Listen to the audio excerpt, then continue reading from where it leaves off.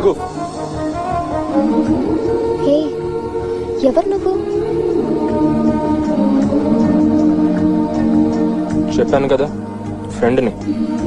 ఆ tape recorder బాగు చేసింది నేనే. పాపాయమ్మకు మందులు ఇచ్చింది కూడా నువ్వేనా? అవును.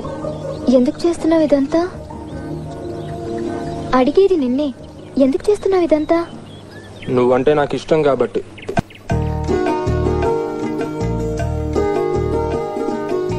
మరి మొహం ఎందుకు దాచుకుంటున్నా?